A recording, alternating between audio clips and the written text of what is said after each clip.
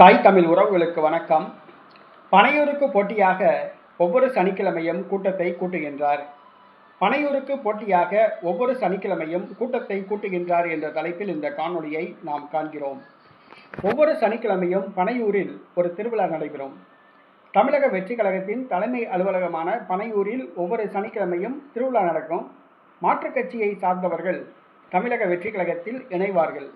மாற்றுக் கட்சியை சார்ந்த முன்னாள் அமைச்சர்கள், மூத்த தலைவர்கள், செல்லா காசுகள், செல்வாக்கு இழந்தவர்கள், அரசியலில் சோடை போனவர்கள், இவர்களெல்லாம் பனையூரில் தமிழக வெற்றி கழகத்தில் இணைவார்கள்.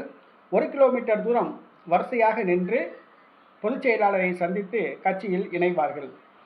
அதிமுகவில் இருந்துதான் பெரும்பாலானோர் இதுவரை தமிழக வெற்றி கழகத்தில் இணைந்து வருகிறார்கள். தற்பொழுது இதனை தடுப்பதற்காக எடப்பாடி பழனிசாமி புதிய யுக்தியை கண்டுபிடித்துள்ளார். அதாவது, பனையூரில் அந்த இணைப்பு விழா சனிக்கிழமை தோறும் நடைபெறும்.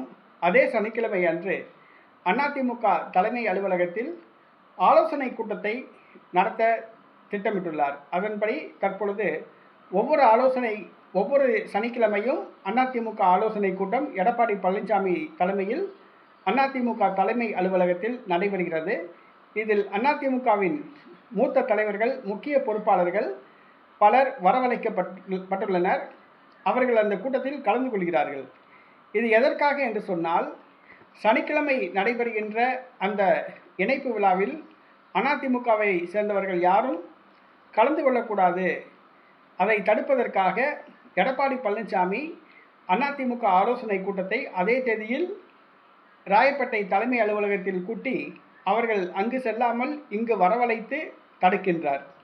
ஆக, பனையூருக்கு போட்டியாக ஒவ்வொரு சனிக்கிழமையும் தற்பொழுது எடப்பாடி பழனிசாமி அதிமுக ஆலோசனை கூட்டத்தை ராயப்பேட்டை தலைமை அலுவலகத்தில் கூட்டி வருகிறார். இதன் மூலமாக அதிமுகவில் இருந்து தமிழக வெற்றி கழகத்தில் இணைப்பவருடைய எண்ணிக்கை கணிசமாக குறையும் என நம்புகிறார். தற்பொழுது பனையூரில் ஒவ்வொரு சனிக்கிழமையும் இணைப்பு விழா நடக்கிறது. அதே தேதியில் அதே கிழமையில் ராயப்பேட்டை தலைமை அலுவலகத்தில் அதிமுக ஆலோசனை கூட்டத்தையும் எடப்பாடி பழனிசாமி நடத்துகின்றார்.